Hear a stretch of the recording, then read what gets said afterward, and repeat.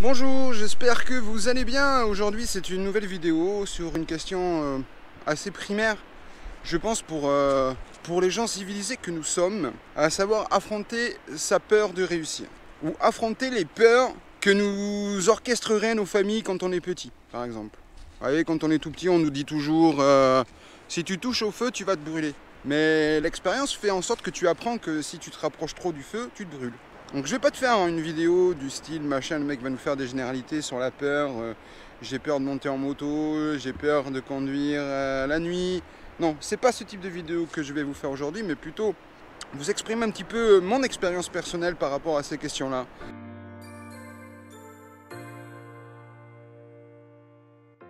Quand j'ai commencé à travailler, j'étais assez jeune et je me rappelle qu'on me disait toujours oui, si tu arrêtes l'école, après tu pourras pas réussir dans la vie.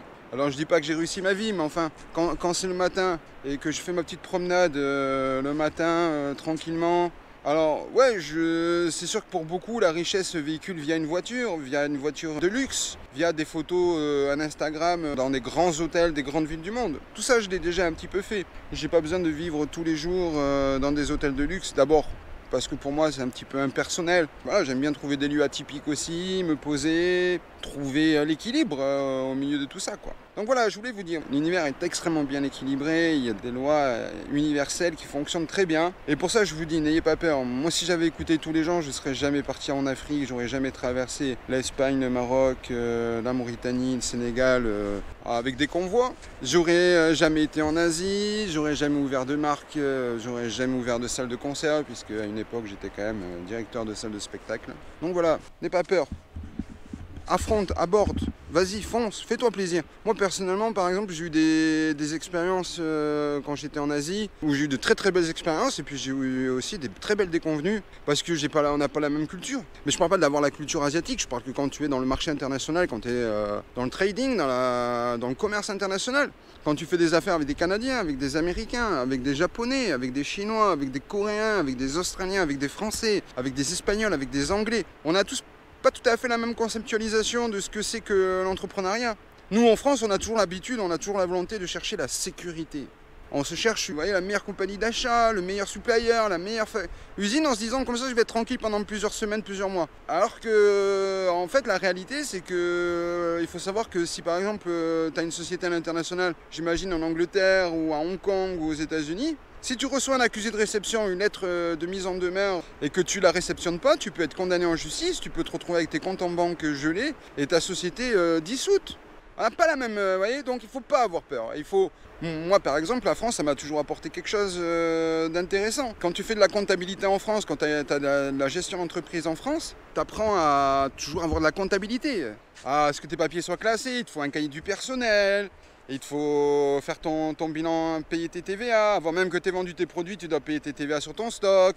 Allez, on est habitué à une exigence. Alors est-ce que c'est bien, est-ce que c'est pas bien? Je ne sais pas. En tout cas, c'est vrai que quand je suis arrivé dans d'autres pays et que je gérais des entreprises internationales, souvent à l'accounting, à la comptabilité on va dire en français, les gens me demandaient mais pourquoi tu fais tout ça? Pourquoi tu aggraves, tu as plusieurs cahiers, pourquoi tu as des crayons de couleur, pourquoi tu as des codes?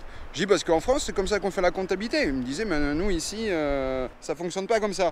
Donc vous voyez, finalement j'ai récupéré une forme d'exigence, vous voyez, administrative, technique, et voilà. Donc malgré tout, même si c'est pas un pays le plus facile à évoluer quand on est en France, voilà, il faut se faire plaisir. Il faut se faire du bien. Je voulais vous dire, c'est pas une question, je vais pas vous dire ouais, il faut que vous lanciez votre entreprise cette année. Parce que je pense qu'il y a des gens qui sont faits pour être entrepreneurs et d'autres qui sont pas faits pour devenir entrepreneurs. Je vais prendre l'exemple, tu viens sur 5euros.com et que tu crois que le mec que tu payes 4 euros, parce que même si tu payes 5 euros plus tes frais, à la fin il reste 4 euros pour le prestataire de service. C'est pas ton employé, quoi. Ah, c'est pas à 4 euros. Bah, d'un côté, tu peux pas aller dire soutenir des mouvances politiques qui sont là. Il faut rendre aux salariés. Et puis derrière, tu vas sur un site de prestation de service. C'est un site de prestation de service. C'est pas un site d'employment. Tu fais pas de contrat, tu payes pas de charges sociales, de taxes, des choses comme ça là-dessus, quoi. Donc voilà, je voulais vous dire, faites comme moi, posez-vous un petit peu. Par exemple, la logique voudrait qu'en cette saison, je sois dans mes bureaux à Hong Kong. Mais au vu des situations politiques, moi par exemple, mon bureau est à Centrale, dans une tour, dans un building, pas très loin de LKF, Lan Kwai Fong. bon, ben, c'est tout le temps bloqué, quoi. Donc c'est difficile. Ouais, c'est pas que c'est difficile de travailler à Hong Kong, mais ce que je veux dire, c'est que c'est difficile, par exemple, d'arriver ici, sur une île à des milliers de kilomètres, et puis, et je veux dire, de se poser. Faites comme moi, posez-vous. Vous voyez, je me pose. Voilà, je me pose un petit peu. J'ai pas peur de changer de situation. Même c'est pas une question de gagner moins, mais pour moi, je pense que des fois, vous pouvez être dans un boulot hyper harassant. Vous avez l'impression de gagner beaucoup d'argent, mais vous travaillez 100 heures par semaine. Je l'ai fait pendant longtemps, je sais de quoi je parle. Quand tu travailles à Hong Kong et que tes clients sont internationaux, ça t'arrive de commencer à travailler avec le créneau horaire japonais et de finir avec le créneau horaire de New York. Donc ça fait de longues journées et c'est bien, tu as 500 000 euros sur un compte ou je ne sais pas, où tu gagnes 500 000 euros par an. Mais franchement, ces 500 000 euros, ça vaut combien? Ça correspond à 30 000 euros, 50 000 euros. Parce que tu n'as aucune liberté, aucune indépendance. Je veux dire, tu es tout le temps en train de répondre à des courriers, des sollicitations. Tu as toujours des nouveaux ressources humaines à gérer. Parce que tu sois exécutif ou pas, que tu aies un bureau de gens qui gèrent pour toi ou pas, ça, c'est chacun voit comme il veut. C'est vrai que peut-être que quand on est en Chine, on est chinois, on a un grand directeur qu'on voit jamais dans les bureaux, ou pareil aux États-Unis, ou je sais pas, dans d'autres pays, ça doit être aussi comme ça. Voilà, tu as des employeurs, des entrepreneurs qui, eux, sont tous les jours au contact du réel, du concret. Parce qu'une entreprise, il ne faut pas se laisser fumer, je vous le dis, moi. Hein. Tu peux faire une erreur, etc. Quoi. Enfin, on ne va pas parler de la peur, de la peur de ne pas réussir. Je parle de la peur de réussir aujourd'hui. Qu'est-ce qui t'impose, qu'est-ce qui fait que tu as peur de réussir? Donc voilà, moi je veux dire aujourd'hui, je suis ici pour quelques semaines, j'en profite. Et je veux dire que peut-être qu'aujourd'hui, je vais peut-être pas faire 500 000 euros par an. Mais même si je fais que 100 000 euros par an, ou 50 000 euros par an, ou 20 000 euros, hein, parce que de toute façon, pas d'indécence sur l'argent que tu gagnes, c'est pas ce qui fait de toi un bon entrepreneur. Je veux dire, tu peux ouvrir des kebabs, tu appelles ça kebab sauce samouraï, t'en mets partout en France, ça marchera toujours. Oui, ça s'appelle entreprendre sans risque, mais moi ce que j'aime, c'est justement le challenge, les défis. Et je pense que vous êtes nombreux comme ça. Des fois, 100 000 euros peuvent valoir 10 millions d'euros. Moi, je veux dire ici, tu gagnes 100 000 euros par an en habitant ici, c'est comme si tu gagnais 10 millions d'euros. Tu as l'air marin, tous les jours il fait beau, tu peux aller nager, plonger. Bon, tu es à 10 minutes de Lombok ou 20 minutes par bateau et après 1 heure de route, tu étais dans un aéroport. Donc, tu n'es pas très loin non plus de la vie internationale des affaires. Il faut juste avoir envie un peu de s'organiser. C'est un autre rythme de vie, ça te demande de changer ton calendrier, mais c'est pas mal aussi.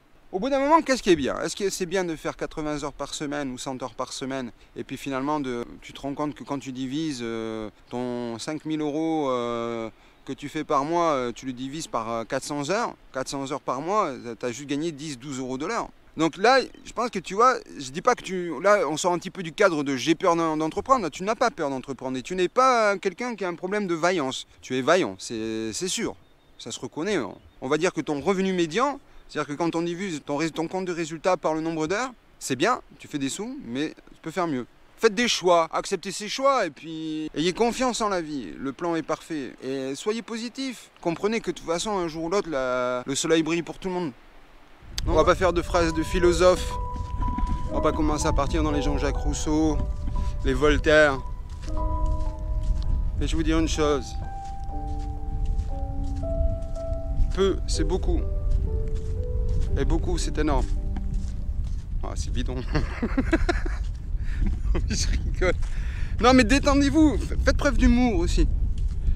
Moi, des fois, je me dis... Vous voyez, par exemple, je sais pas, je veux quelque chose. Je travaille pour obtenir quelque chose. Et puis ça vient pas. Alors, je me dis une chose.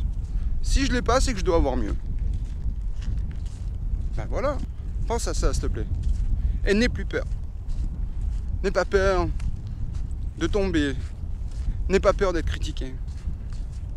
Tu sais, moi j'aime bien Moi je suis souvent critiqué.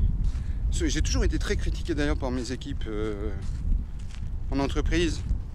Certains trouvaient que j'étais pas assez dur. D'autres trouvaient que je faisais trop de social. Que j'étais trop souple. Que je faisais trop de copinage. Bon bah qu'est-ce que vous voulez, on bosse, on n'est pas là, c'est pas le bagne non plus. Hein. C'est vrai qu'en France, genre tu fais des affaires avec quelqu'un. Bonjour monsieur machin, vous allez bien aujourd'hui? Oui, vous bon, je crois que je vais te mettre en procès parce qu'en fait, ça marche pas ton truc. Non, je veux dire, vous négociez bien, on négocie, après voilà, faut se détendre aussi, hein. C'est pas la peine de... Le travail, c'est pas le bagne, hein, vous voyez? On se croirait je ne sais où. Allez, sur ce, je clôture cette vidéo. Je vous souhaite une bonne journée et à très bientôt. Ciao, bye.